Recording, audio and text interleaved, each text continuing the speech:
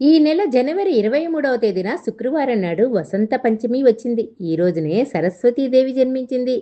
శుక్రవారం వసంత పంచమి రావడం, లక్ష్మీ సరస్వతి యోగం కలిసి రావడం చాలా విశేషం. మాఘమాసంలో పాడ్యమి నుంచి నవమి వరకు వచ్చేటటువంటి నవరాత్రులను శ్యామల నవరాత్రులు అంటారు కదా. అలాగే గుప్త నవరాత్రులు అని కూడా అంటారు. మరి శ్యామల నవరాత్రులు మనందరికీ తెలుసు. మాఘమాసంలోనే పంచమి తిథి అంటే శ్రీ పంచమి, వసంత పంచమి, సరస్వతీదేవి పుట్టిన తిథి అంటారు. ఈ అమ్మను మనందరం భక్తి శ్రద్ధలతో ఆరాధిస్తూ ఉంటాం. కేవలం ఈ ఒక్కరోజే కాకుండా మాఘమాసంలో పాడ్యమి నుండి నవమి వరకు శ్యామల అంటే మళ్ళీ సరస్వతి స్వరూపమే. అటువంటి ఆ శ్యామల ఆరాధన 9 రోజులు కూడా చేస్తూ ఉంటారు. చాలామంది నేటికి వీటిని గుప్త నవరాత్రులు అని కూడా అంటారు. మరి గుప్త నవరాత్రులు అంటే ఆ గుప్తము, ఆ శబ్దము విన్న వెంటనే అదేదో రహస్యం అనేలా ఉంటుంది. కానీ ఇక్కడ ఇందులో దాగి ఉన్నటువంటి విషయం ఏమిటంటే ఈ నవరాత్రులలో సరస్వతి ఆరాధన, శ్యామల ఆరాధన విశేషమైన శక్తినిస్తుంది అని. శక్తి అంటే సరస్వతీదేవి అనేటప్పటికీ విద్యలను ప్రసాదించేది కదా. పిల్లలు మంచి భవిష్యత్తును కోరుకునే తల్లిదండ్రులు, అలాగే విపరీతమైన ఐశ్వర్యాలు కోరుకునేవారు ఈ వసంత పంచమి నాడు తప్పకుండా కొన్ని నియమాలు పాటించాలి. తద్వారా మీ ఇంటికి అఖండ ధనలాభం కలిసి వస్తుంది. చదువుకునే విద్యార్థులకు మంచి భవిష్యత్తు కూడా ఉంటుంది. జనవరి 23 శుక్రవారం నాడు సరస్వతీదేవి జన్మించిన వసంత పంచమి రోజు. ఈ రోజును ప్రతి ఒక్కరూ సరస్వతీదేవిని అలాగే లక్ష్మీదేవిని పూజించాలి. ఆడవారు తెల్లవారుజామునే నిద్రలేచి ఇల్లంతా శుభ్రం చేసుకొని ఇంటి గడపకు పసుపు రాసి కుంకుమ బొట్లు పెట్టుకొని ఇంట్లో దీపారాధన చేసుకోండి. విశేషంగా ఈ వసంత పంచమి నాడు సూర్యుడికి అర్ఘ్యం సమర్పించండి. విపరీతమైన ధనలాభం కలిగిస్తుంది. ఇక మీ జీవితంలో డబ్బు కొరతే ఉండదు. అలాగే వసంత పంచమి నాడు ఉదయాన్నే స్నానం చేసేటప్పుడు నీటిలో కొంచెం రాళ్ల ఉప్పును వేసి స్నానం చేయండి. నరదిష్టి దోషాలు కూడా తొలగిపోతాయి. అన్నీ తొలగి అదృష్టం పెరుగుతుంది. ఈరోజు ప్రతి ఒక్కరూ కూడా తెల్లటి వస్త్రాలను ధరించండి. ముఖ్యంగా చదువుకునే పిల్లలు తెల్లని వస్త్రాలను ధరించాలి. మీ ఇంటి దగ్గరలో సరస్వతీదేవి ఆలయం కనుక ఉన్నట్లయితే సరస్వతీదేవి పాదాల దగ్గర పుస్తకాలు పెట్టి నమస్కారం చేసుకోండి. మంచి విద్యాబుద్ధులు సిద్ధిస్తాయి. అలాగే మీ పిల్లల పుస్తకాలపైన పసుపుతో ఓం అని రాయండి. ముఖ్యంగా ఈ వసంత పంచమి నాడు పిల్లలకు అక్షరాభ్యాసం చేయిస్తే చాలా మంచిది. అలాగే చిన్నపిల్లలను బడిలో చేర్పిస్తే ఇంకా మంచిది. అలాగే చదువుకునే విద్యార్థులు కొత్త కోర్సుల్లో జాయిన్ అవ్వాలనుకుంటే ఈరోజు చాలా ఉత్తమమైనటువంటి రోజు. పిల్లలను తల్లిదండ్రులు ఈరోజు తప్పనిసరిగా సరస్వతీదేవిని పూజించాలి. తద్వారా మీ పిల్లలు గొప్ప స్థాయికి ఎదుగుతారు. అలాగే లక్ష్మీదేవిని పూజిస్తే ఆకస్మిక ధనలాభం కలుగుతుంది. సరస్వతీదేవిని తెల్లని పూలతో, లక్ష్మీదేవిని ఎర్రని పూలతో అందంగా అలంకరించి మీ పూజ గదిలో 2 నెయ్యి దీపాలను వెలిగించి సరస్వతీదేవిని అలాగే లక్ష్మీదేవిని పూజించండి. అయితే మీ పూజ గదిలో సరస్వతీదేవి చిత్రపటం లేకపోతే లక్ష్మీదేవిని కూడా సరస్వతీ రూపంగా భావించి పూజ చేసుకోవచ్చు. అన్ని దీపాల కన్నా పిండి దీపానికి చాలా శక్తి ఉంటుంది. మాఘమాసంలో వచ్చే శుక్రవారం పిండి దీపాలు వెలిగిస్తే కోటి జన్మల పుణ్యఫలం లభిస్తుంది. కాబట్టి ఈ వసంత పంచమి నాడు ఇంట్లో దీపారాధన చేసి ఆడవారు తప్పనిసరిగా 2 పిండి దీపాలు వెలిగించి అమ్మవారిని పూజించండి. ఇంట్లో పాలు పొంగించి ఆ పాలతో అమ్మవారికి నైవేద్యం తయారు చేయండి. ఈ రోజున ఇంట్లో పాలు పొంగిస్తే ఇక మీ ఇల్లంతా కనకవర్షంతో నిండిపోతుంది. ఆ మంత్రం ఏమిటంటే ఓం వదంత పంచమి వాగ్వాదిని స్వాహ అని ఈ మంత్రాన్ని 21 సార్లు జపించండి. మీ కుటుంబం మొత్తానికి చాలా మంచి జరుగుతుంది. ఈరోజు ఇంట్లో పూజ చేసేటప్పుడు మీ పిల్లల పుస్తకాలను మరియు పెన్నులను అమ్మవారి పటం ముందు పెట్టి పుస్తకాలపై కొన్ని అక్షింతలు వేసి అమ్మవారికి నమస్కారం చేసుకోండి. ఇలా చేస్తే మీ పిల్లలు బాగా చదివి విద్యలో ఉన్నత స్థాయికి చేరి చదువులో మంచి ర్యాంకులు సాధిస్తారు. ఇక ఎగ్జామ్స్ ప్రిపేర్ అయ్యే విద్యార్థులు ఈ వసంత పంచమి నాడు ఒక కొత్త పెన్నును కొని ఆ పెన్నుతో ఒక తెల్ల కాగితంపై ఐం అని 11 సార్లు రాసి ఆ పెన్నుని ఎగ్జామ్కి వాడండి. అమ్మవారి కటాక్షంతో మంచి మార్కులు వస్తాయి. ఈ వసంత పంచమి నాడు చదువుకునే పిల్లలందరూ కూడా తూర్పు ముఖంగా కూర్చొని చదివితే జ్ఞాపక శక్తి పెరుగుతుంది. అలాగే చదువులో ఏకాగ్రత కూడా పెరుగుతుంది. అలాగే చదువులు వెనకబడినటువంటి పిల్లలు ఈ వసంత పంచమి నాడు నాలుక పైన తేనెతో ఐం అని రాసి ఆ తేనెను తినిపిస్తే తెలివితేటలు, జ్ఞాపక శక్తి పెరుగుతాయి. మన హిందూ ధర్మంలో కళ్ళుప్పును లక్ష్మీదేవి స్వరూపంగా భావిస్తారు కాబట్టి ఈ వసంత పంచమి నాడు కళ్ళుప్పును కొని మీ ఇంటికి తెచ్చుకోండి. డబ్బు కష్టం లేకుండా మీ ఇంట్లో ఎల్లప్పుడూ కూడా డబ్బు ఉంటుంది. అలాగే ఈరోజు తప్పనిసరిగా 3 నెమలి ఈకలను తెచ్చి మీ పూజ గదిలో పెట్టి ఆ నెమలి ఈకలను మీ పిల్లల పుస్తకాల్లో పెట్టండి. ఇలా చేస్తే మీ పిల్లలకు నెగిటివిటీ ఆలోచనలు రాకుండా చదువులో ఏకాగ్రత పెరుగుతుంది. ఈ వసంత పంచమి నాడు ఏది చేసినా చేయకపోయినా మీ పిల్లల కుడి చేతికి పసుపు కంకణం కట్టండి. ఈ పసుపు కంకణం ఎలా తయారు చేయాలంటే ఒక తెల్లటి దారాన్ని పసుపు రాసి దానికి 7 ముడులు వేస్తూ ఓం హ్రీం ఐం సరస్వత్యై నమః అని జపించాలి.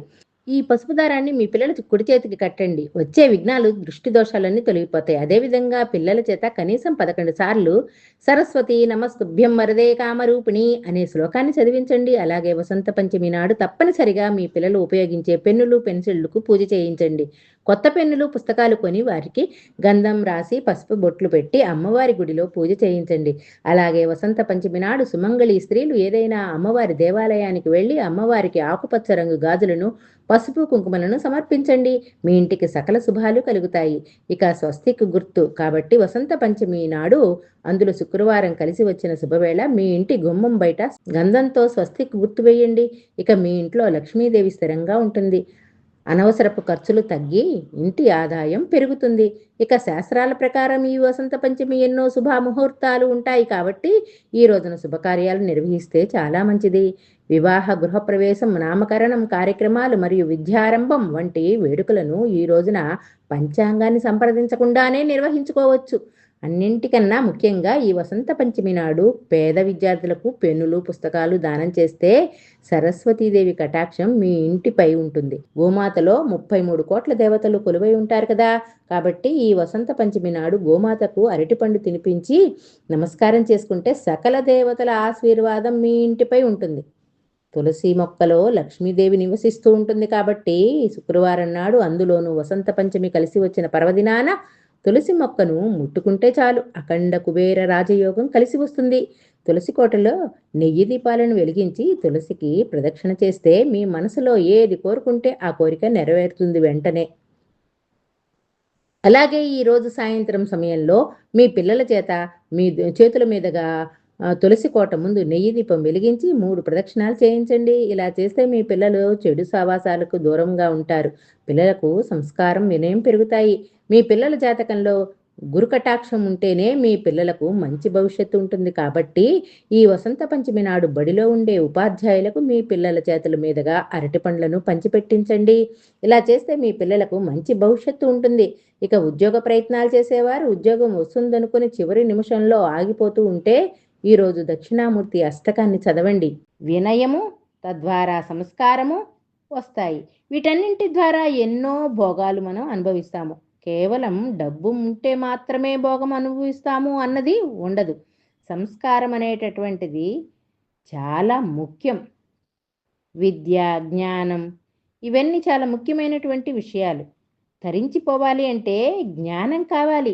అటువంటి జ్ఞాన ప్రదాయిని అయినటువంటి శ్యామలాదేవి లేకపోతే సరస్వతి ఆరాధన కేవలం ఒక్కరోజు అని కాకుండా 9 రోజుల పాటు చేస్తారు. ఇలా చేసినట్లయితే చక్కని జ్ఞాపక శక్తి, అలాగే విద్య, వినయము, సంస్కారము కలుగుతాయండి.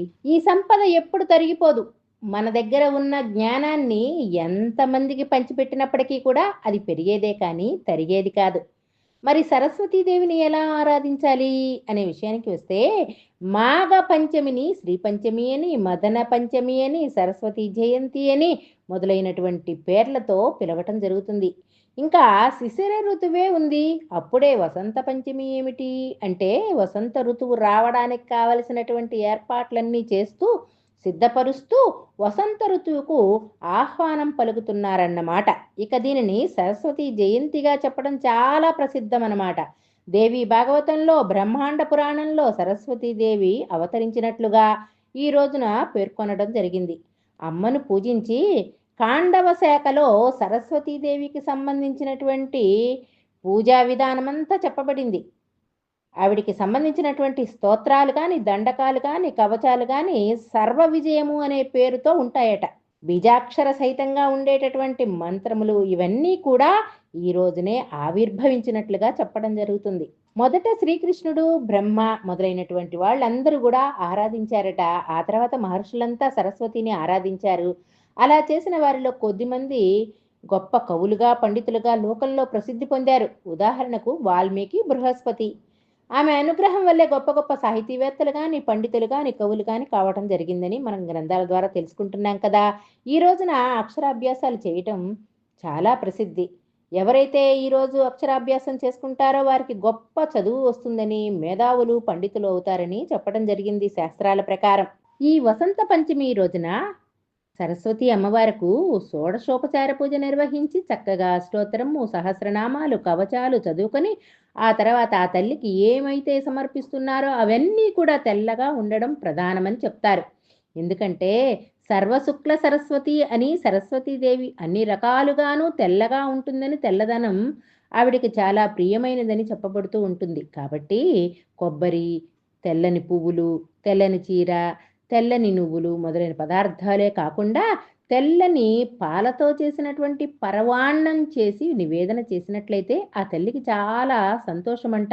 ఎంతటి విజ్ఞానం కావాలనుకుంటే అంతటి విజ్ఞానాన్ని ఇవ్వడానికి సిద్ధంగా ఉంటారట అమ్మ అని మన పెద్దల యొక్క విశ్వాసం. ఇక్కడ కూడా ఆమెను పూజించేటప్పుడు మనం పూజించేటటువంటి వారం కూడా తెల్లని వస్త్రాలను ధరించినట్లయితే ఆమెకు నచ్చిన రంగు కదా, అందుచేత ఆమె తొందరగా అనుగ్రహం లభిస్తుందని తెల్లని వస్త్రాలు ధరిస్తే మంచిదని చెప్తున్నారు.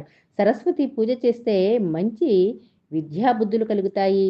ఉద్యోగంలో రాణిస్తాము, మన బుద్ధి వికసిస్తుంది, ఏ పనినైనా తెలివిగా చేసి రాణించగలుగుతాం.